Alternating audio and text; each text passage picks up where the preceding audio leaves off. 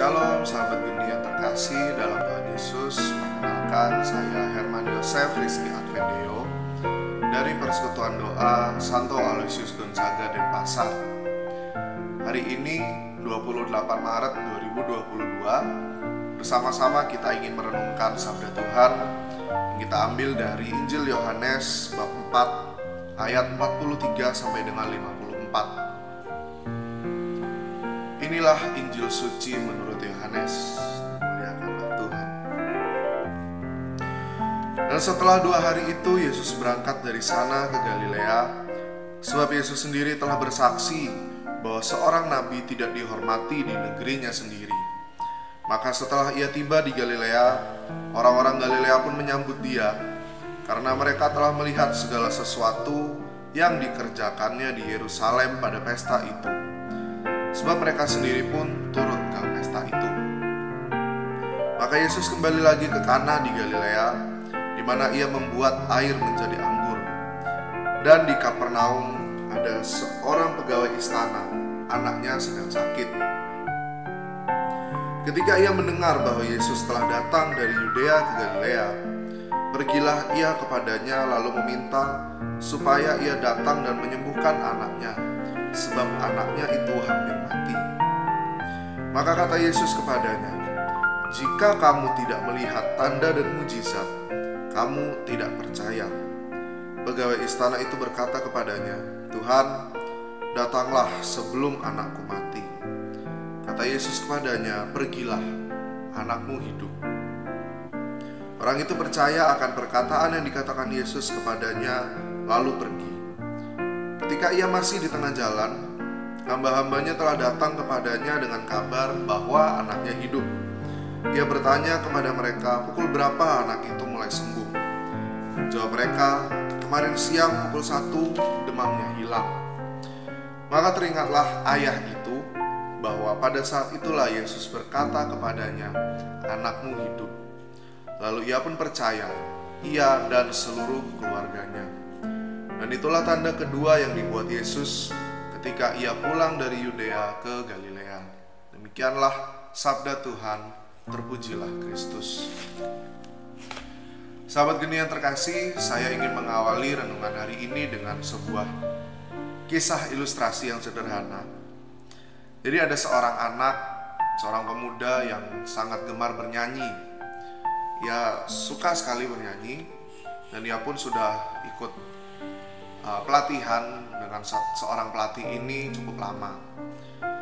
Dia sering ikut lomba, tapi satu kendala yang dia miliki adalah dia sulit menghafalkan lirik lagu, sehingga seringkali pada saat ada perlombaan ia seringkali gagal karena salah lirik atau lupa lirik.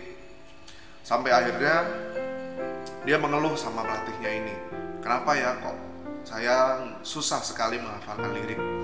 Akhirnya sang pelatih pun memberikan sebuah ide bahwa coba kamu print lirik lagu yang akan kamu nyanyikan, lalu kamu tempelkan di sebelah tempat tidurmu.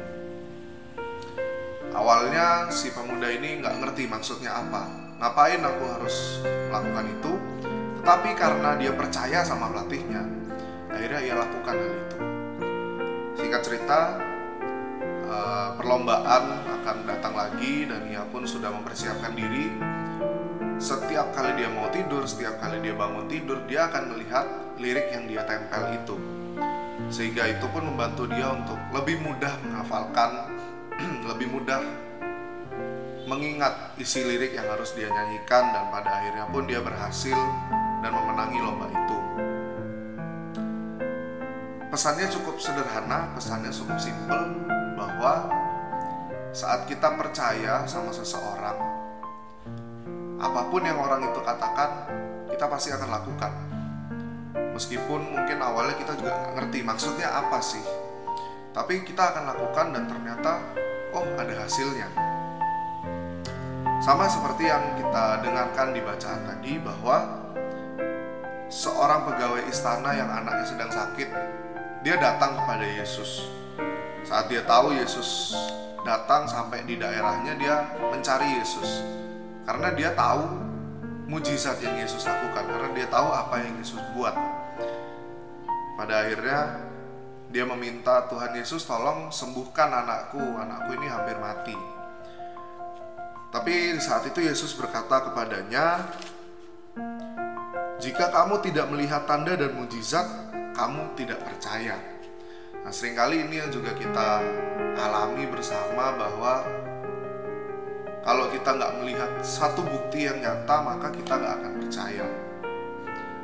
Dari sini yang mau diingatkan oleh Yesus adalah bahwa Yesus mampu melakukan segalanya.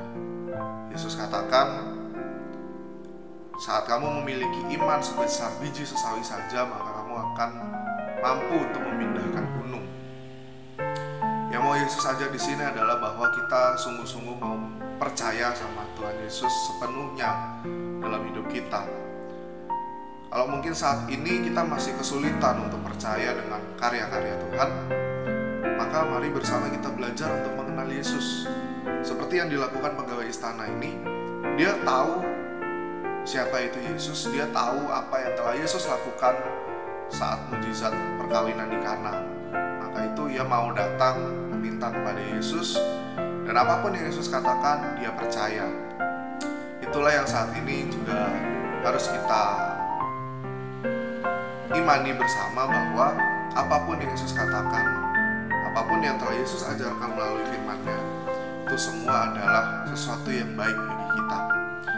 Mungkin kita nggak ngerti sekarang maksudnya apa, tetapi kita percaya bahwa Yesus telah mengutus Roh Kudus untuk membantu memberikan pengertian kepada kita.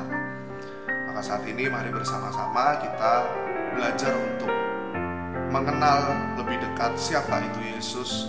Kita mengenal setiap karya-karya Yesus dalam hidup kita, sehingga pada akhirnya kita pun dapat semakin percaya bahwa Yesus adalah juru selamat satu-satunya bagi hidup kita. Kita pun akan mengikuti setiap apapun yang Yesus ajarkan melalui firman-Nya, melalui setiap komunikasi kita dengan Tuhan Yesus sendiri. Mari saat ini kita bersama-sama tenangkan hati dan kita berdoa. Dalam nama Bapa, Putra, dan Roh Kudus. Amin. Bapa yang penuh kasih, kami bersyukur untuk renungan hari ini yang sudah boleh kami dengarkan bersama-sama. Kiranya apa yang kami dengarkan hari ini sungguh boleh menjadi suatu pelajaran bagi kami, untuk kami senantiasa percaya akan kuasa-Mu, untuk kami senantiasa berpegang teguh kepada Engkau. Kami mau mengalami iman yang lebih kuat lagi. Kami ingin mengalami setiap mujizat yang telah Kau sediakan bagi kami. Apabila saat ini masih banyak penghalang untuk kami menerima karunia atau mujizat-mujizat-Mu, maka Bapa, mampukanlah kami untuk memiliki iman yang lebih kuat lagi kepada-Mu. Terima kasih Bapa. Kami berdoa bersama Bunda Maria dalam nama Yesus, Tuhan dan Juru Selamat kami. Amin. Dalam nama Bapa, Putra, dan Roh Kudus. Amin. Terima kasih. Tuhan Yesus memberkati.